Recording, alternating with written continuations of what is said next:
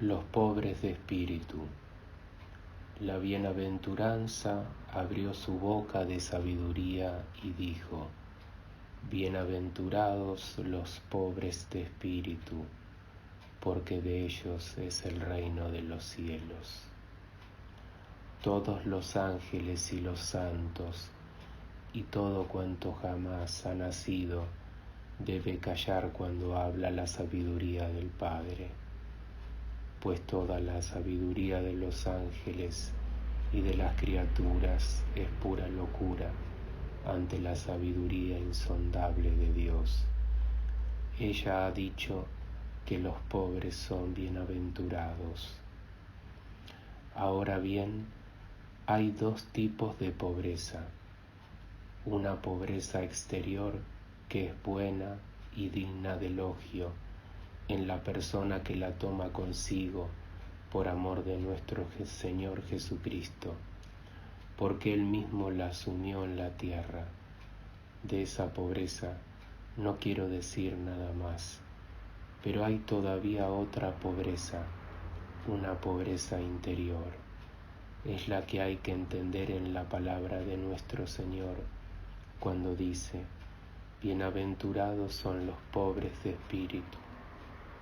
Ahora os pido que seáis de la misma manera para que entendáis estas palabras, pues por la verdad eterna os digo que si no os hacéis semejantes a esa verdad de la que ahora vamos a hablar aquí, no podréis comprenderme.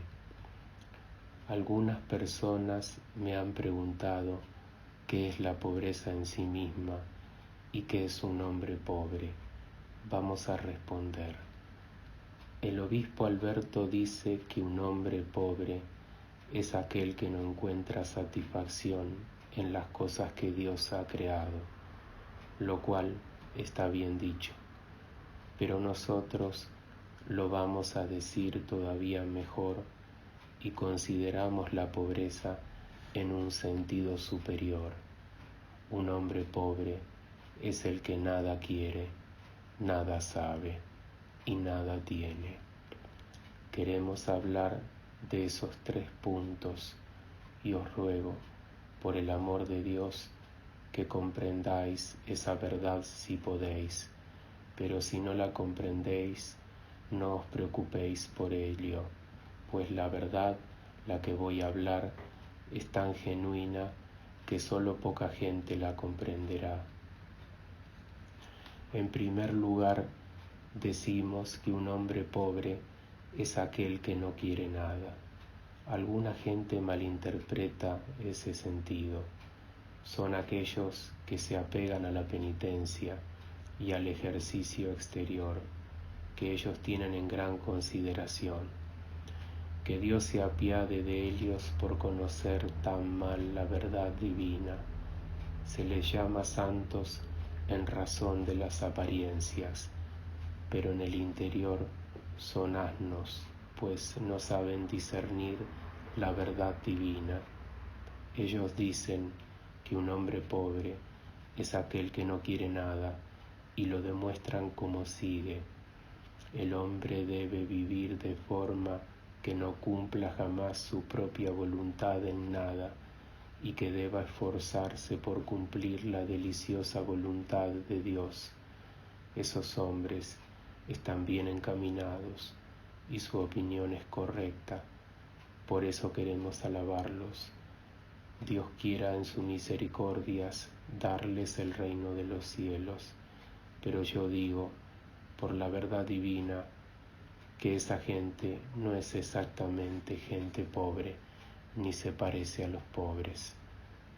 Son vistos con grandeza a los ojos de la gente que no sabe nada mejor. Sin embargo, digo que son asnos, que no entienden nada de la verdad divina, que alcancen el reino de los cielos por sus buenas intenciones, pero de la pobreza de la que ahora hablamos no saben nada. Si alguien me pregunta ahora ¿qué es un hombre pobre que nada quiere?, contesto y digo: mientras el hombre tenga la voluntad de cumplir la preciosa voluntad de Dios no posee la pobreza de la que hablamos, pues en Él todavía hay una voluntad que quiere satisfacer a Dios, y eso no es la pobreza correcta. Pues si el hombre quiere ser verdaderamente pobre, debe mantenerse tan vacío de su voluntad creada como hacía cuando él todavía no era. Pues por la verdad eterna os digo que mientras queráis cumplir con la voluntad de Dios y tengáis deseo de Dios, no seréis pobres, ya que solo es un hombre pobre el que nada quiere y nada desea. Cuando estaba en mi primera causa no tenía ningún Dios. Yo era causa de mí mismo. Allí nada quise ni nada deseé, ya que era un ser vacío y me conocía a mí mismo gozando de la verdad. Me quería a mí mismo y no quería otra cosa. Lo que yo quise es lo que fui, y lo que fui es lo que quise, quedando aquí vacío de Dios y de todas las cosas. Pero cuando por libre decisión de mi voluntad salí y recibí mi ser creado, entonces tuve un Dios, pues antes de que las criaturas fueran, Dios no era, pero era lo que era. Y cuando las criaturas llegaron a ser y recibieron su ser creado, entonces Dios no era Dios en sí mismo, sino que era Dios en las criaturas. Ahora decimos que Dios, en tanto que es Dios, no es fin último de las criaturas, pues tan alto grado en el ser tiene la criatura más baja. Y si una mosca tuviera intelecto y quisiera dirigirse intelectualmente al abismo eterno del ser divino del que ha provenido, entonces diríamos que Dios, con todo lo que es en tanto que Dios, no podría dar a esa mosca plenitud ni satisfacción. Por eso rogamos a Dios que nos vacíe de Dios y que alcancemos la verdad y la disfrutemos eternamente, allí donde los ángeles supremos y las moscas y las almas son iguales, allí donde yo estaba y quise lo que fui y fui lo que yo quise. Por eso decimos, si el hombre quiere ser pobre en voluntad, debe poder querer y desear tan poco como quiso y deseó cuando no era. Así es el hombre pobre, que no quiere nada. Por otro lado, es pobre el hombre que no sabe nada. Hemos dicho a menudo que el hombre debería vivir de tal manera que no viviera ni para sí mismo, ni para la verdad, ni para Dios. Pero ahora esto lo vamos a decir de otra manera y vamos a ir más lejos. Si decimos que el hombre que quiera tener esa pobreza debe vivir de tal manera que ignore que no vive ni para sí mismo, ni para la verdad, ni para Dios. Es más, debe estar tan vacío de todo saber que no sepa ni conozca ni encuentre que Dios vive en él. Es más, debe estar vacío de todo conocimiento que habite en él, pues cuando el hombre estaba en el ser eterno de Dios, no vivía en él nada más. Es más, lo que allí vivía era él mismo. Por eso decimos que el hombre debe estar vacío de sí mismo, tal como lo era cuando no era, y dejar actuar a Dios como Él quiera, para que el hombre se mantenga vacío. Todo lo que siempre proviene de Dios tiene por fin una acción muy pura. El obrar apropiado al hombre es, sin embargo, amar y conocer. Ahora bien, la cuestión es en qué consiste esencialmente la bienaventuranza, Algunos maestros han dicho que reside en el conocer, otros dicen que en el amor, otros incluso dicen que en el conocimiento y en el amor, y estos lo encuentran mejor.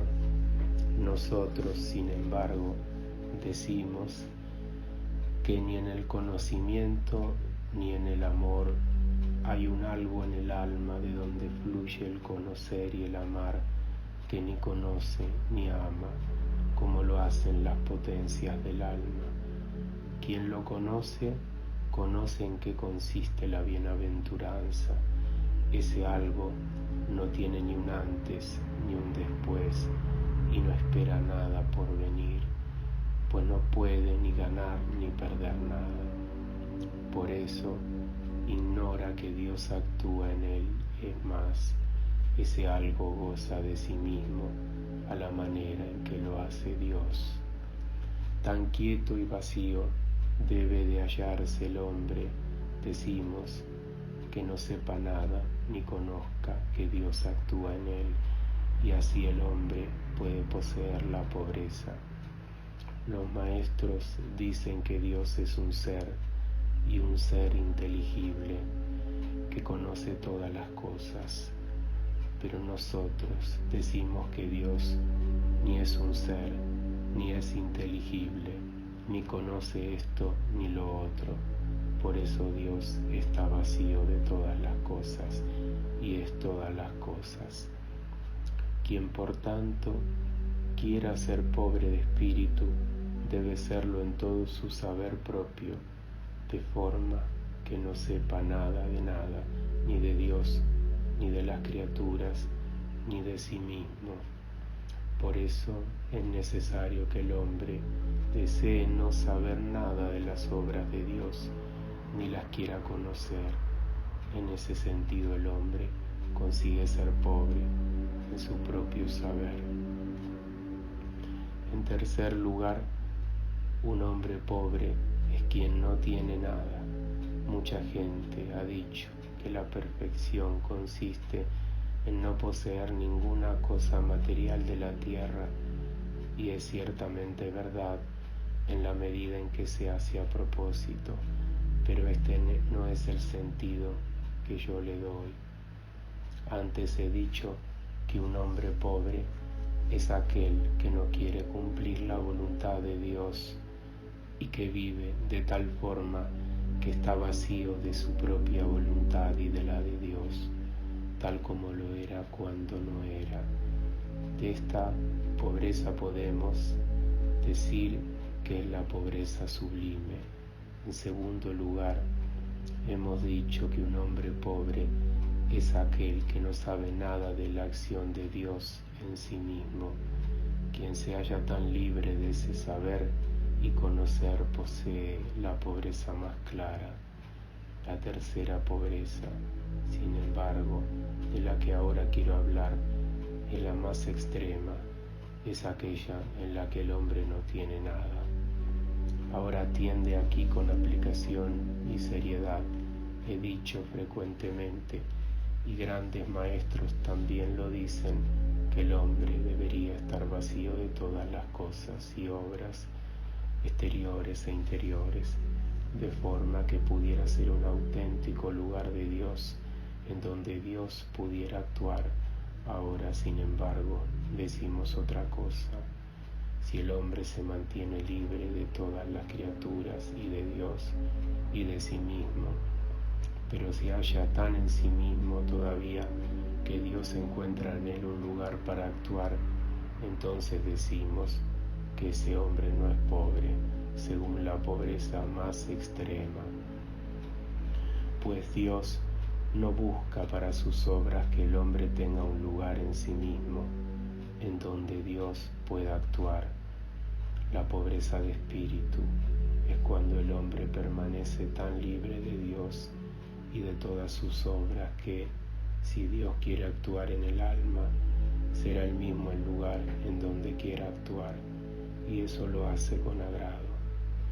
Pues cuando Dios encuentra al hombre tan pobre, actúa, y el hombre sufre a Dios en sí mismo.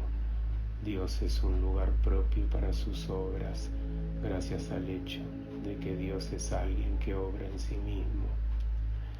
En esta pobreza reencuentra el hombre el ser eterno que él ya había sido y que ahora es y que será para siempre. Hay una palabra de San Pablo que dice: todo lo que soy, lo soy por la gracia de Dios. Pero ahora mi discurso parece mantenerse por encima de la gracia, del ser, del entendimiento y del querer. ¿Cómo puede entonces ser verdad la palabra de San Pablo? A lo que habría que contestar que las palabras de San Pablo son verdad. Fue necesario que la gracia de Dios estuviera con él, pues la gracia de Dios actuó en él para que la accidentalidad fuera consumada en la esencialidad.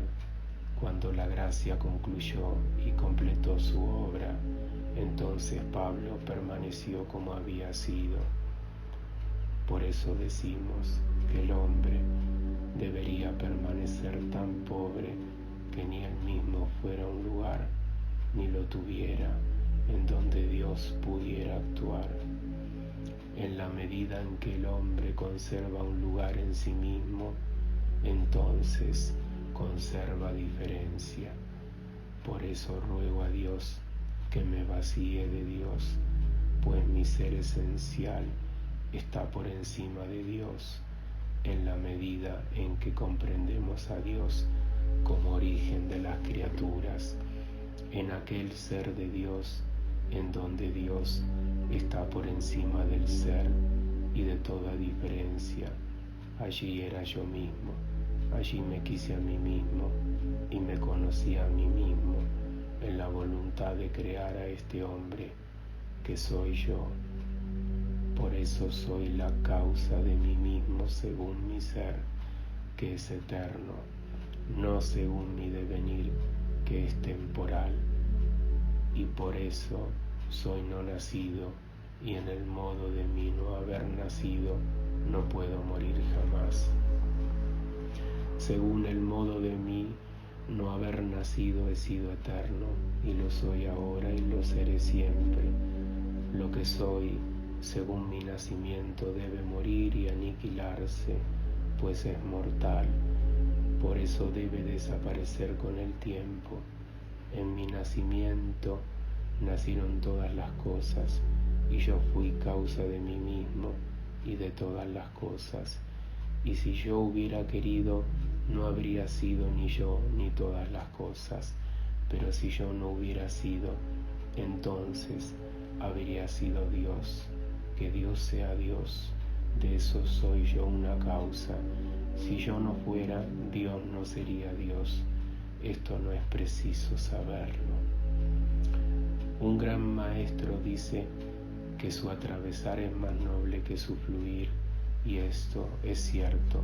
Cuando fluí de Dios, todas las cosas dijeron: Dios es, pero eso no me puede hacer bienaventurado, pues en eso me reconozco criatura. En el atravesar, sin embargo, en donde permanezco libre de mi propia voluntad y de la voluntad de Dios y de todas sus obras y de Dios mismo, entonces estoy por encima de todas las criaturas y no soy ni Dios ni criatura, soy más bien lo que fui y lo que seguiré siendo ahora y siempre. Entonces siento un impulso que me debe lanzar por encima de todos los ángeles. En dicho impulso siento una riqueza tan grande que Dios no me puede bastar con todo lo que Dios es en cuanto Dios, con todas sus obras divinas, pues en ese atravesar me doy cuenta de que yo y Dios somos uno. Entonces soy lo que fui, y allí ni decrezco ni crezco, pues soy una causa inamovible que mueve todas las cosas. En todo eso Dios no encuentra ningún lugar en el hombre, pues el hombre consigue con esa pobreza lo que Él es eternamente y lo que siempre será.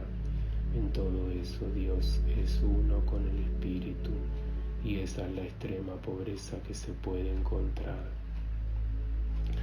Quien no comprenda este discurso no debe afligirse en su corazón, pues mientras el hombre no se haga semejante a esa verdad, no lo entenderá. Es una verdad desvelada que ha surgido directamente del corazón de Dios. Que Dios nos ayude a vivir de tal modo que lo experimentemos eternamente. Amén.